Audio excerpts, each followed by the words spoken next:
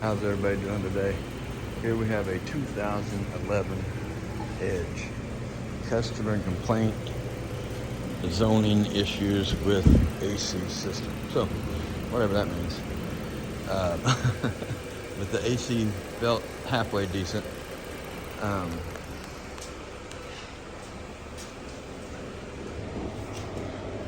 well, it's cool, but it's not cold. 69 degrees. So, I'd like to see 45 or 50. It is cool, but it's not cold. Not real cold. So I hooked up the AC machine, and 175 pounds of pressure, and we have 10 on the low side. So that's my clue right there, 10 on the low side. That tells me that there is a blockage somewhere. So wherever there's a blockage, it's going to be hot. It's going to be a hot spot. And this high side is like super, super hot. Let's see what it reads with this. That's showing 144. The farther you get away from, this goes into the condenser, the farther you get away from it, I mean, I know it should be hot, but, you know, you all tell me what you think. I'm going to call it the condenser, is what I'm going to call it. And I just took my temperature gun here and point it at the condenser in different spots. Like there we got a 110, 113, 110, 112,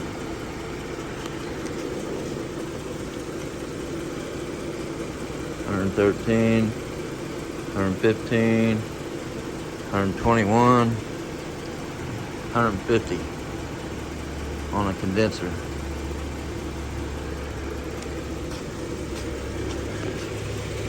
Now, that 104, 105, 104. So, now that is where the high spot, high temperature spot, is where it's coming into the condenser. So, maybe it should be a little high there because it's coming into the condenser. I don't know.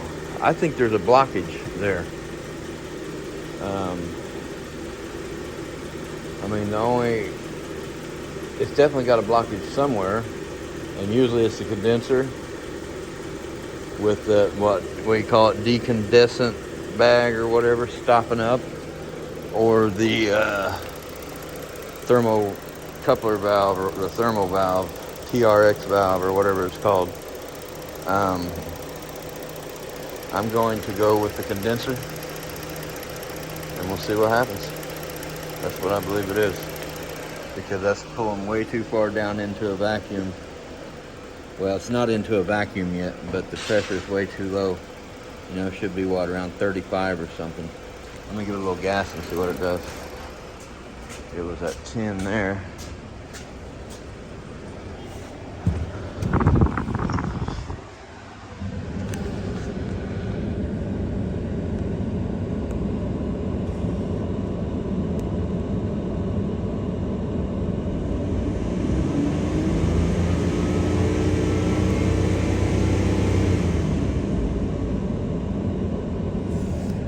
Can't tell what it went down to.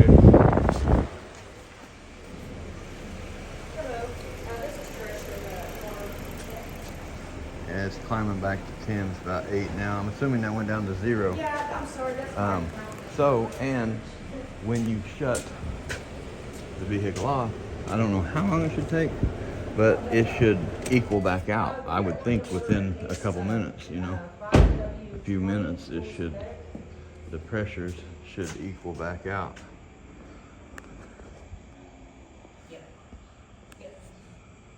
So we're at 150 on the high side, we're at 25 on the low side. not too bad. slowly coming, about 27. I think within a couple minutes it should equal back out.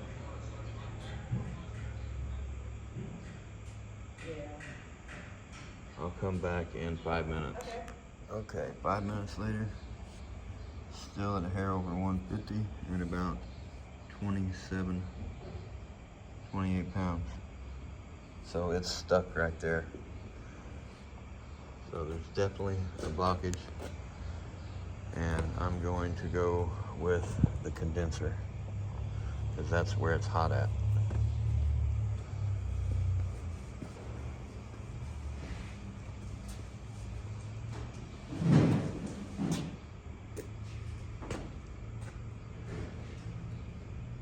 Hopefully the customer does the job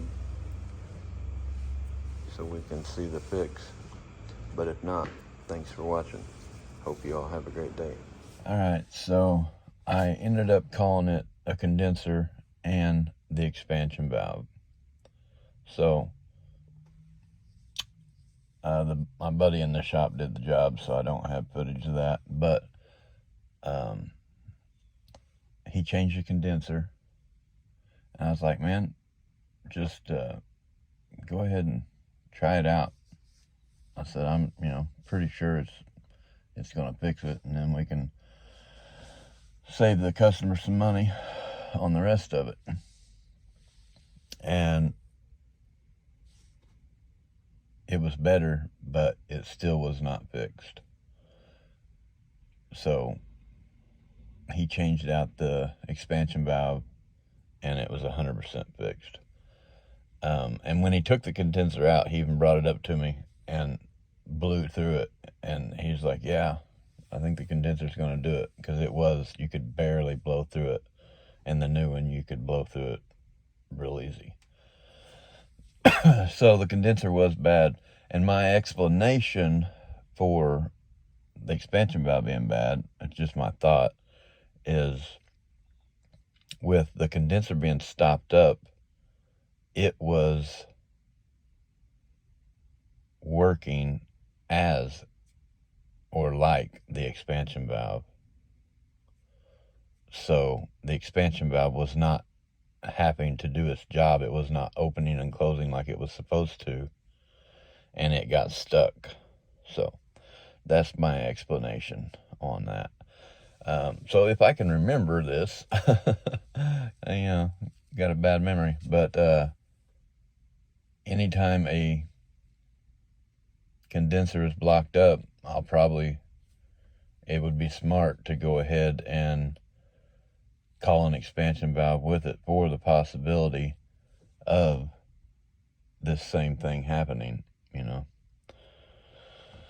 Let me know what you think if you made it this far. If that condenser is stopped up, could that cause the expansion valve not to work back and forth and just get stuck where it's at over time?